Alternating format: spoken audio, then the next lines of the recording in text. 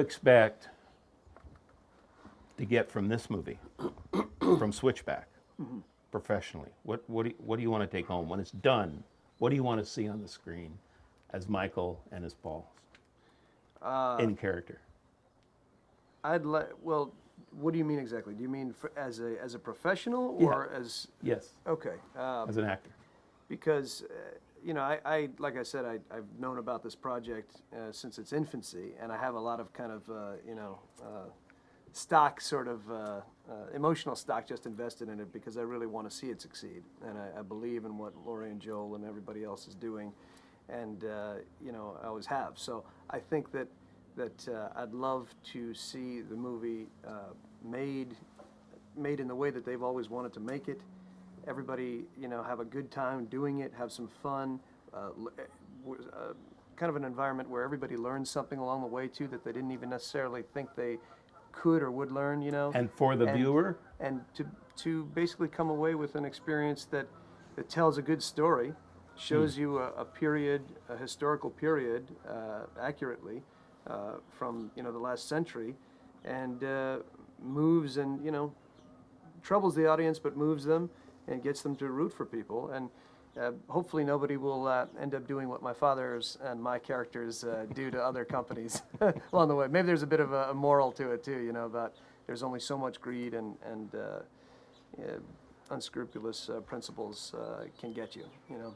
So is there a message in it for you, Paul? Well, in anything you do, anything I've ever done, you want to do it to the best of your ability. You don't, there are a number of actors who just show up, you know, and kind of do what they've done before. It's called shtick. It's like, it's a word borrowed from the old Borscht Belt comedians who do their shtickler, tricks. They bring their tricks and they take out the tricks that are sort of appropriate to that role. I have never done that. I've done 128 movies or so, and I've, as Jeffrey Lyons, the critic, said, I've seen all his movies. I've never seen the same performance twice because I've never given the same performance twice because everything is a new one. I mean, I've played a number of Southerners. They're all different. There's no such thing as a Southerner or a this or a that. There is this character that's written, and you have to find a realistic, truthful way of doing it. That's my job. If I succeed in that, I will look at the film and I'll say, Mike, we did it, you know. And of course, it's a tandem thing, so we have to both do it together. So the fun of it is, the reason to do it, is then becomes the enjoyment. Did we do it together? Did we pull it off? Yeah. And that's the personal part of it.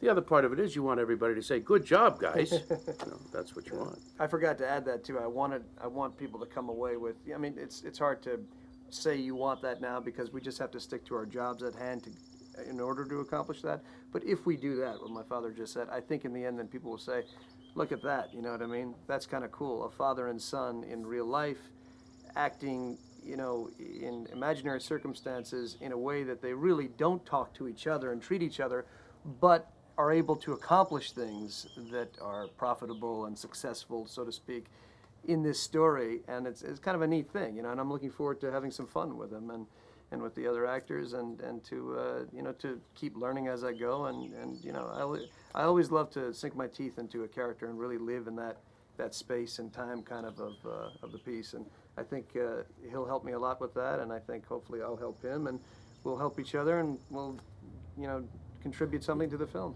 You are caught as an actor with the necessity of working off the other fella. If you can't do that, you may score. There are people who have scored. They're kind of tour de force in one solo kind of performers. But the great ones, the really great ones, never did that. As egotistical as a Marlon Brando could have been, he was on you like white on rice. You didn't do a thing, or a fly didn't pass 40 feet away that he didn't notice, which is what his greatness was. He was so, if you look at him with Johnny Depp in the picture he did with Johnny Depp, you look at him studying Johnny Depp, it's absolutely memorable. He was way past his prime. But you watch him studying and enjoying Johnny Depp. It's a remarkable. His great secret was that, was his tremendous feeding off each one feeds off the other. That's what it is. You all give one another, and by doing that, you make each other better. I did a picture with George Segal, and I said, you know, you gave me that scene. He said, It was yours to take. He said, if you hadn't been that good, I wouldn't have been very good. He said, the better you are, the better I'm going to be. I never forgot that. I mean, I sort of always, but he really, for a movie star, at that time I was not well known, he synthesized it for me.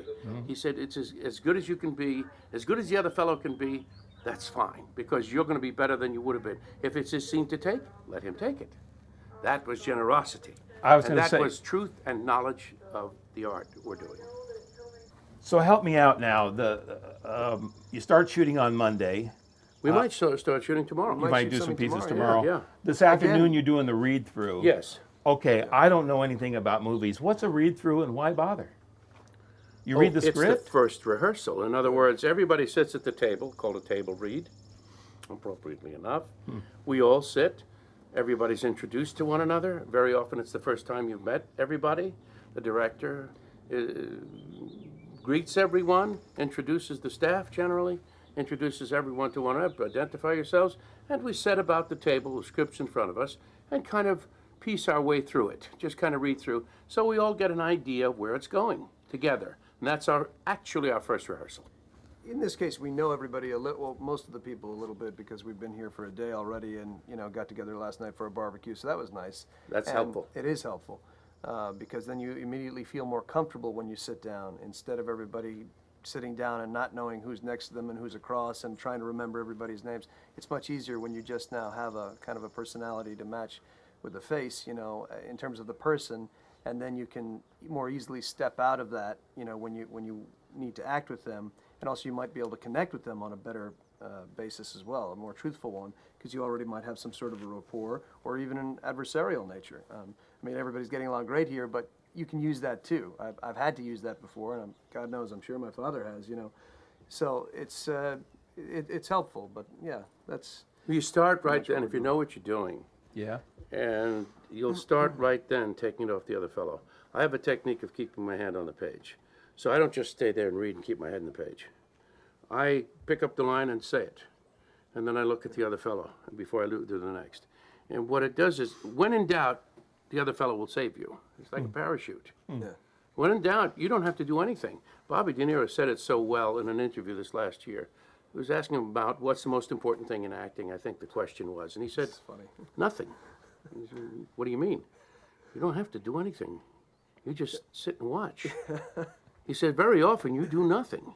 What he meant, of course, was I'm more vocal than he is, I'm more verbal than he, more voluble, but he's a very brilliant man. Didn't he say, what are you doing something for? Why are you doing anything? Why are you doing anything? What are you doing for?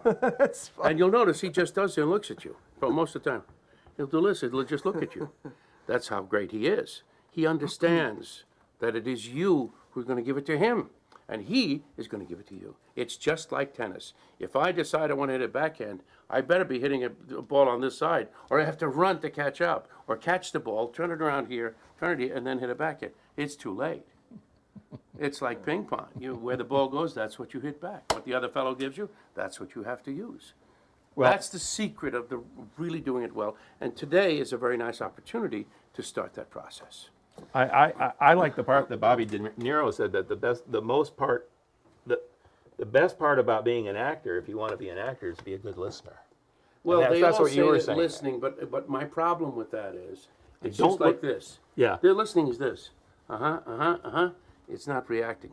Yeah. You see, he listening You is listen sits- and react. You have to really the take them difference in. is if I'm just listening, okay, Captain Goldfarb, go ahead. Yes, where are you? Yeah. I'm over enemy territory. And what do? I await instructions. Repeat after me, Captain Goldfarb. Yishkadav, Yishkadav. That's the prayer for the dead. So it's listening is not good enough for me because this is a visual medium.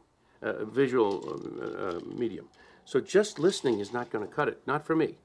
That's what it's better than not listening. But just listening is listening. The fact of the matter is, I am dealing with or using what you're giving me. Yeah. Now that presupposes an enormous amount of attention to what you are doing. So it's more than listening. It's curiously active about what you are doing. That's listening to the max. That's magnum listening. That's an elephant gun of listening rather than a 22.